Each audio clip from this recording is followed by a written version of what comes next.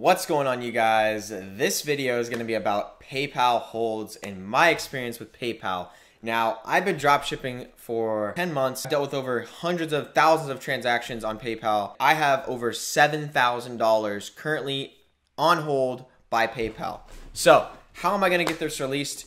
The answer is, I'm going to kind of reveal tips I've used to get this released. It's not currently released right now, but I'm working towards it. The money will be released in September is what PayPal has told me. It's a long process, you guys. I just wanted to share this with you guys so you're aware of what PayPal does with your money kind of by default and the strategies I've used to try and alleviate that. But really, PayPal is something that for dropshipping specifically, if you're running a dropshipping business, it's really hard to not get your money held, right? So my chargeback rate on PayPal, right? So when customers order on your store and then they, don't like the product or maybe the shipping times are too long, they'll go ahead and do a chargeback with PayPal. 9 times out of 10, PayPal is going to favor in the buyer's favor because they want to be a trustworthy, payment provider, right? They want to be, at the top of the industry, rightfully so. So they're going to give the money back to the customer so they don't have a negative experience with PayPal. What does that do for us as dropshippers? We bear the brunt of that cost, right? So my chargeback rate, and before I get the comments in there saying, oh, your chargeback rate's really, really high, my chargeback rate was under 1%.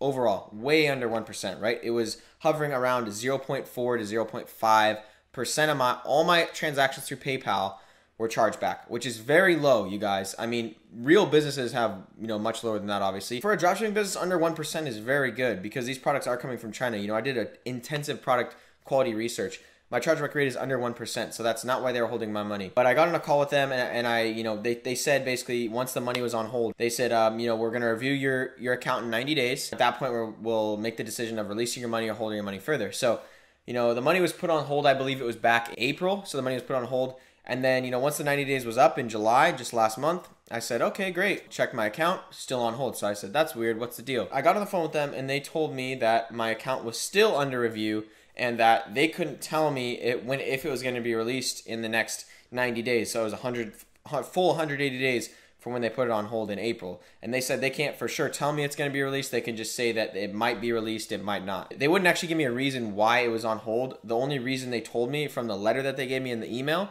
and I'll also put a screenshot of that up on the screen right here so you guys can you guys can read that as well. But that's the letter they sent me via email initially. And what's interesting about that is that all they said was that my credit score was actually too low, which is interesting because when I started my business, right, my business obviously didn't have an established credit. It was using my credit score, which my credit line wasn't established for longer than 2 years. So the credit score was like 680 or something like that, right?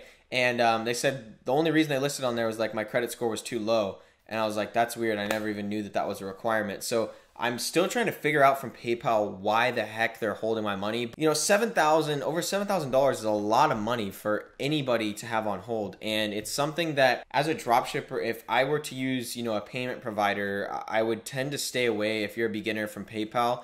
Use Shopify payments, use Stripe, use these other payment gateways because those are gonna, they might put holds in you as well, but those ones aren't gonna be as automatic as PayPal where, I've talked to my friends who are, in the dropshipping game doing way bigger numbers than me. I've seen students get their accounts put on hold. Previous mentors I've talked to and their accounts have been on hold with PayPal. So if you guys want to avoid headaches, just don't even worry about PayPal. Use Shopify payments, use a different payment provider. There's currently a payment provider that I want to share with you guys. I'm not going to release it yet, but I am testing it in the background. So it's something that actually one of my students is really, really good at using. So I will be talking with him previously, and I might make a video on that with him later on. What I just wanted to say here was that, try and avoid PayPal if you can. I have over $7,000 in hold on, through PayPal. I'm trying to resolve it as much as I can. The ways that you can help alleviate these problems are by number one, using a PayPal business account. So don't use just a PayPal normal, personal PayPal account. Use a PayPal business account. Number two is to upload all of your business documents in a timely fashion when they ask you for them, right? So once you get to about, I think it's like $20,000 or $30,000 in, transactions through PayPal, they'll actually ask you for a business documents, right? So if you're using a business PayPal, they'll ask you for your business documents, like, invoice from your supplier. So at this time, you want to make sure you're using an actual sourcing agent, not just doing it through AliExpress. You want to give them all your company documents, your EIN, your tax information. Provide that all to them, and they'll basically review it, and then they'll, approve your account. They'll release the hold. You'll get another hold, which is like a rolling reserve, and then you also can get, just a cap hold on that, which is what I got. I got a $5,000 hold, and then I got a rolling reserve. So 10% of all my money that was coming in after that $5,000 that they held, they just held 10% of every transaction. So as you can see, right, if I'm doing, $100,000 in a month through PayPal, they're gonna hold $10,000 of that money. Not good, right? So I knew that, and I took PayPal off my store right when I got the hold, but it still was too late. I was doing too high a volume, so that's why there was over $7,000 in my PayPal that's just stuck in there. I don't even know if I'm gonna get it back ever.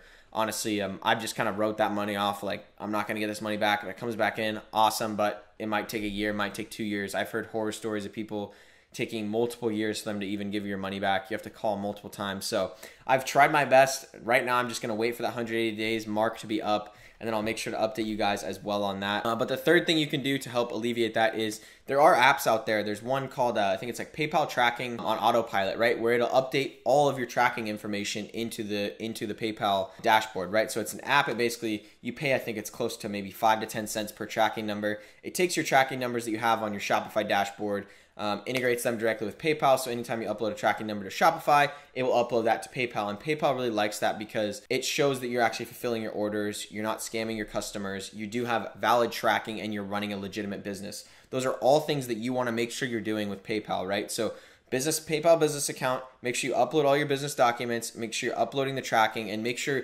just in general, you're doing all the right things. So if customers want a refund, give them a refund up front. Don't worry about fighting it. If you guys fight the refunds and that customer paid with PayPal, it's going to be a pain in the ass. So what you can do is you can actually tell your VAs, this is another trick, is tell your VAs and see if it's that they paid via PayPal, right? You can check in your Shopify dashboard if they paid via PayPal. Give them give your VA limited access to your PayPal so they can go in and check the transaction. And if you see it's a PayPal transaction and the customer wants a refund, go ahead and give them a refund right away. Don't even worry about doing like a 50% refund or, arguing with the customer. You don't want to do that at all, right? You want to make your customers happy, especially with PayPal customers. If you do want to use PayPal and you have to use PayPal, anytime a customer wants a refund and they paid with PayPal, just give them a refund. You do not want to charge back, all right? Those are like the 3-4 main things I would do if I were you and you have to use PayPal going forward. I will not be using PayPal on any of my stores. It's quite frankly just been a pain in the ass. I've been waiting to make this video for a while. PayPal has definitely caused me a lot of stress. Transparency is something that's huge on my channel, and I want to share with you guys the good and the bad with dropshipping.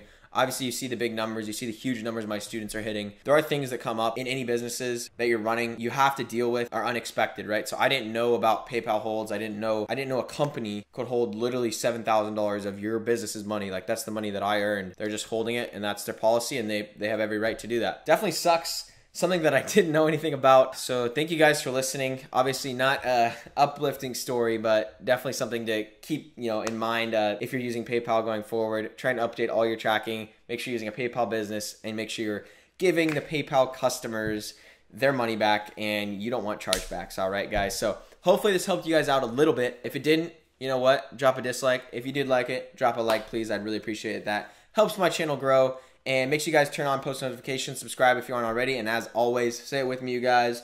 1, 2, 3, wait for it, keep your mind right. Peace.